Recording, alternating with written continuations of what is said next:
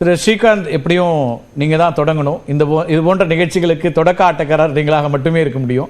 இப்போதைய நிலை என்ன? புயலோட சூழல் என்னவாக இருக்கிறது? ஏற்கனவே லெஃப்டில் இண்டிகேட்டர் போட்டு ரைட்டில் போகுது, கணிக்க முடியல அப்படிங்கிற அளவுக்கு அந்த புயலை பற்றி சொல்லியிருந்தீங்க. இப்போ ஓரளவுக்கு கணிக்கக்கூடிய இடத்தில் இருக்கிறதா? தற்போதைய நிலை என்ன இந்த நிமிடத்தில்? கரைக்கு மிக அருகில் வர்றதுனால இதுக்கப்புறம் பெரும்பாலும் கணிப்புல மாறுதல்கள் இருக்காது. இந்திய வானிலைத்துறை சொன்ன மாதிரி கரை கடக்கும் நிகழ்வு துவங்க ஆரம்பிச்சிருச்சு. பாண்டிச்சேரிக்கும் மாவட்டத்துக்கும் இடைப்பட்ட பகுதிகளில் அடுத்த சில மணி நேரங்கள். இதுல ஒன்னே என்னன்னா, இந்த கரை கடக்கும் நிகழ்வு சற்று மெதுவாக இருக்கலாம். சாதாரணமா ஒரு வலுவில்லாத புயல் ஒரு 2-3 மணி நேரம் கரை கடக்கும் நிகழ்வு இருக்கும்னா, இது கொஞ்சம் மெதுவா நகர்றதுனால மேபி 2-3 மணி நேரங்கிறது இன்னொரு 2-3 நேரம் அதிகமாக இருக்குமே தவிர பெரும்பாலும் இதுல மாறுதல் எதுவும் இருக்காது. அதே போல நமக்கு மழை நிகழ்வுகளும் இதுக்கு மேல பெரிய மாற்றம் இருக்காது. நீங்க பாத்தீங்கன்னாலே மேக குவியல்கள் தற்போது அந்த அதிகனமழைங்கிற காஷனை ரீகால் பண்ணியிருக்கிறாங்க. மிதமான மழை தான் இருக்கும் அப்படின்னு சொல்லியிருக்காங்க. என்ன கேள்விகள் இருக்குன்னா திரு ஸ்ரீகாந்த், இப்போ இந்த புயலை நம்ம எடுத்துக்கிட்டோம்னா 7 கிலோமீட்டர் வேகம், அப்புறம் 12 கிலோமீட்டர் வேகம், அப்புறம் 10 கிலோமீட்டர் வேகம் அப்படின்னு மாறிக்கொண்டே இருக்கக்கூடிய சூழல். இந்த புயலை எப்படி நம்ம புரிந்து கொள்ள வேண்டும்? இது இந்த வேகம்ங்கிறது கூடுவது குறைவதுங்கிறது எதன் அடிப்படையில் நடக்குது? அதாவது இந்த வேகம் கூடுவது குறைவதுங்கிறது இயல்பு, எல்லா புயல்களுக்குமே இருக்கும். ஒரு சீரா நகர்வதுங்கிறது இருக்கவே இருக்காது. ஒண்ணு. இரண்டாவது ஒரு புயல்ங்கிறது அதோட நகர்வு உயரழுத்தத்தை சார்ந்தது. இப்போ ஃபார் எக்ஸாம்பிள் நம்ம பேசினில் எடுத்துக்கிட்டோம்னா, வட இந்திய பெருங்கடல் பேசினில் எடுத்துக்கிட்டோம்னா, ஒரு உயரழுத்தம் அரபிக்கடல் பகுதியிலும் ஒரு உயரழுத்தம் தென் சீன பகுதி கடல் பகுதியில் இருக்கும். இந்த 2 உயரழுத்தங்களுக்கு இடையே தான் ஒரு புயல் நகரும். அதாவது ஒரு சின்ன கியர் வீல் புயல்னு எடுத்துக்கிட்டீங்கன்னா, ஒரு பெரிய கியர் வீல் உயரழுத்தம் எடுத்துக்கிட்டீங்கன்னா, இந்த பெரிய கியர் வீலை சுத்தி தான் இந்த சின்ன கியர் வீல் போகும். அதுக்கு அகைன்ஸ்டா போகவே முடியாது. சோ உயரழுத்தம் அந்த புயலை எப்படி வழி நடத்துகிறதோ அப்படிதான் போகும்.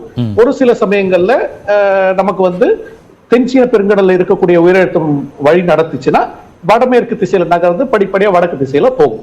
அதுவே அரபிக்கடல் பகுதியில் இருக்கக்கூடிய உயரழுத்தம் வழி நடத்துச்சுன்னா மேற்கு நோக்கி போகும். வார்தா, தானே, கஜா இது எல்லாமே அந்த திசையில போனது நம்ம பார்த்தோம். ஒரு சில சமயங்கள்ல இந்த 2 உயரத்துக்கும் இடையே திருசங்க மாதிரி சில புயல்கள் இருக்கும்.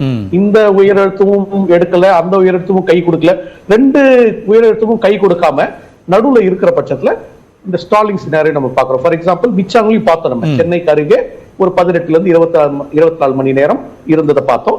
இந்த புயல் 2 முறை பார்த்திருக்கோம். இலங்கைக்கு அருகே ஒரு 18 மணி நேரம் இருந்ததை பார்த்தோம். சென்னைக்கு அருகே இன்றும் கொஞ்சம் இருந்ததை பார்த்தோம். சோ இதுதான் இயல்பு. சில சமயங்கள்ல நமக்கு என்ன ஆகுதுன்னா, இந்த நகர்வுகள் மெதுவாகும். அந்த நான் சொன்ன மாதிரி அந்த உயரழுத்தத்தோட அந்த ஸ்டியரிங் இல்லைன்னா மெதுவாகும். அதுதான் இருக்கு. பட் பெரும்பாலும் வானிலை படிவுகள் இதை பிக் பண்ணிடும்.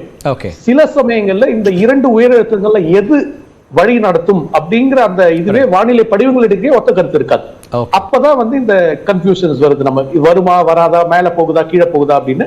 பட் இது நம்ம பேசினுக்கு மட்டும் இல்ல கதை செல்வன், இது அட்லாண்டிக் பேசின்ல கூட பல முறை இந்த மாதிரி கன்ஃபியூஷன்ஸ் வந்திருக்கு. அதனாலதான் அவங்க திரும்ப திரும்ப அந்த கோணை ஸ்ட்ரெஸ் பண்றாங்க. கோன் ஆஃப் அன்சர்டனிட்டியை ஸ்ட்ரெஸ் பண்றாங்க அவங்க. ஓகே, அது கணிப்புன்னு தான் நம்ம சொல்றோம். கணிப்புகள் எல்லா நேரத்திலையும் சரியாயிடும்னு சொல்ல முடியாது. It's only a prediction. ஆனா இப்போ இந்த புயலை நம்ம இன்னும் கொஞ்சம் சரியா அறிந்து கொள்ளலாம்ன்றதுனால கேட்கிறேன். இப்போ பெருமழை இருக்காது அப்படின்றீங்க. பொதுவா அந்த புயல் கரையை கடந்த பிறகு சில மணி நேரத்திற்கு மழை அதிகமா இருக்கும். ஏன் இந்த முறை அது இல்லை அப்படின்னு சொல்றீங்க? என்ன அடிப்படையில் அது அப்படி வருது? இந்த புயலோட பாதையை நம்ம பார்த்தோம்னா தொடர்ந்து காற்று மாறுபாடு காரணமா, விண்ட்ஷியர் காரணமா வலுவிழந்திருக்கு. அதனாலதான் இந்திய வானிலை ஒரு சமயத்துல இது காற்றழுத்த தாழ்வு மண்டலமா தான் இருக்கும். கரையை கடக்கும் போது காற்றழுத்த தாழ்வு மண்டலமா தான் இருக்கும். புயலாக மாறுவதற்கான வாய்ப்பு இல்லைன்னு சொன்னாங்க. இன்று நம்ம பார்த்தோம்னாலும் சென்னைக்கு காலையில பெய்த மழை அந்த மேற்கு புறத்துல இருந்து அடர்ந்த மேக குவியல்.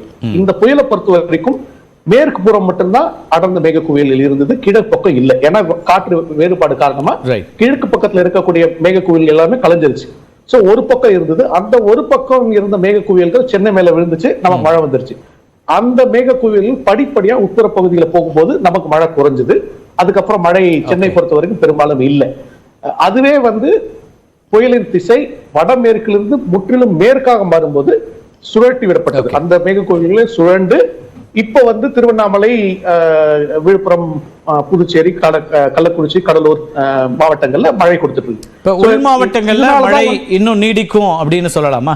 தமிழ்நாட்டுல 24 மணி நேரத்துக்கு நீடிக்கும். ஓகே, எந்தெந்த மாவட்டங்கள்லாம் அப்படி அதிகமான மழை இருக்கக்கூடிய வாய்ப்பு இருக்குன்னு பாக்குறீங்க?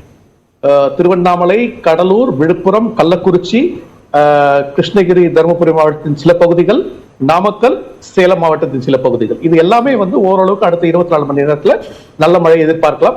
கடலோர பகுதிகள் மாதிரி அந்த அளவுக்கு 30-40 சென்டிமீட்டர் இல்லைனாலும் அந்த இடத்திற்கான இயல்புன்னு ஒரு மழை இருக்கு. அவங்களுக்கு வந்து இந்த மாதிரி பெருமழை நிகழ்வுகள் கம்மி. ஆனால் அந்த இடத்திற்கு ஆன மழையோட அதிகமாகவே அவங்க மழை எதிர்பார்க்க. கோவை பகுதிக்கு 40 ஆண்டுகள் 43 ஆண்டுகளுக்கு பிறகு இப்படி இருக்கு அப்படின்லாம் கணிப்புகள் இருந்தது. இன்னைக்கு சூழல் எப்படி இருக்கு? அப்படி இருக்கிறதா? இந்த சுழற்சி மேற்கு நோக்கி நகரும் போது மேலும் மேற்கு நோக்கி நகர்ந்து அரபிக்கடல்ல போறதுதான் பெரும்பாலுமான வானிலை படிவுகளின் கணிப்பு. அது இன்னும் ஒரு 48 மணி நேரத்துல அந்த பக்கம் போகும்போது கோவை, ஈரோடு போன்ற பகுதிகள் கிடைக்கும். அதே மாதிரி நீலகிரி மாவட்டத்தின் கிழக்கு சரிவு பகுதிகள், அதாவது கோத்தகிரி, குன்னூர் போன்ற கிழக்கு சரிவு பகுதிகளில் காற்றின் ஈர்ப்பு காரணமா சில இடங்கள்ல நம்ம பலத்த மழை எதிர்பார்க்கலாம். இது இயல்பு. ஆக்சுவலா ஒரு சுழற்சி வந்து அந்த பக்கம் போகும்போது வடகிழக்கு பருவமழை காலங்களில் நம்ம பார்த்திருக்கோம். பொதுவா இந்த வடகிழக்கு பருவமழை காலத்துல புயல்களுடைய எண்ணிக்கை கூடியிருக்கிறதா அல்லது எப்போதும் போல் இருக்கிறதா? அதுல ஒரு பேட்டர்ன் இருக்குன்னு பாக்குறீங்களா?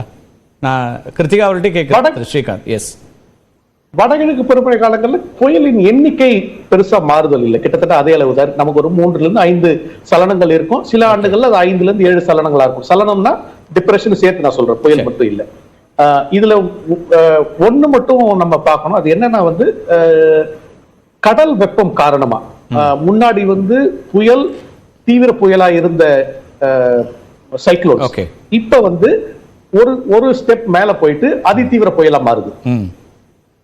சோ வெரி சிவியர் சைக்ளோன்ஸ் இருந்த இதெல்லாம் வந்து எக்ஸ்ட்ரீம்லி சிவியர் சைக்ளோன்ஸ் ஒரு ஸ்டேஜ் மேல போகுது. சோ நம்பர்ஸ் பெருசா மாறல, இன்டென்சிட்டி ஜாஸ்தி ஆயிட்டு இருக்கு. அது ஒண்ணு மட்டும் மாறுதல் இருக்கு. ஓகே, பேசலாம் திரு ஸ்ரீகாந்த். இணைப்புல இருங்க. நான் கிருத்திகா அவர்கள்ட்ட கேட்கிறேன். இது பற்றிய தொடர்ச்சியா மாடல்ஸ் எல்லாம் பார்க்கக்கூடியவர். என்ன பேட்டர்ன்ல இருக்குன்னு பாக்குறீங்க? இந்த புயல்களுடைய எண்ணிக்கை ஏதாவது கூடி இருக்கிறதா அல்லது இதை எப்படி புரிஞ்சுக்கலாம்? நம்ம ஒருவேளை ஊடகங்கள் அதிகமா இருந்து சமூக ஊடகங்கள் அதிகமாக பேசப்படுறதுனால இப்போ திடீர்னு எல்லாமே அதிகமாகிடுச்சுங்கிற ஒரு பார்வைக்கு வர்றோமா? என்ன ட்ரெண்ட் எப்படி இருக்கு? அப்படி இல்லை சார் சொன்ன மாதிரி அதோட intensity, spatial spread and temporal spread எப்படி புரிஞ்சுக்கிறதுனா, குறைந்த நேரத்தில் கனமழை அதிகமாக தான் ஆயிருக்கு அக்ராஸ் த குளோப். மற்ற சிட்டிஸ்க்குமே அக்ராஸ் குளோபல் சிட்டிஸ்மே இது இன்க்ரீஸ் ஆயிருக்கு. மெயினாக பார்த்தோன்னா இந்த அர்பன் சிட்டிஸில் அர்பன் ஹீட் ஐலாண்ட் நம்ம சொல்லக்கூடிய அந்த டெவலப்மெண்ட்னால வர அந்த ஹீட் ஸ்ட்ரெஸ், அந்த அடிஷனல் இன்டென்சிட்டியை வந்து இன்க்ரீஸ் பண்ணுக்கு. ஸோ இந்த லோக்கலைஸ்ட் ஈவெண்ட்ஸ், அதாவது குறைந்த காலத்துல கனமழை ஈவெண்ட்ஸ் வந்து அதிகமாக தான் இருக்கு. புயலோட எண்ணிக்கை கூடல, ஆனா இந்த அதிகனமழை அல்லது கொஞ்ச நேரத்துக்குள்ள அதிகமா நடக்கிறது அப்படிங்கிற அந்த பேட்டர்ன் மாறி இருக்குங்கிறீங்களா? கண்டிப்பா. அதிகனமழை டெம்போரலாவும் ஸ்பேஷியலாவும் கொஞ்சம் சின்ன இடத்துல நிறைய மழை டம்ப் ஆகுது, அந்த பேட்டர்னுமே இன்க்ரீஸ் ஆயிருக்கு.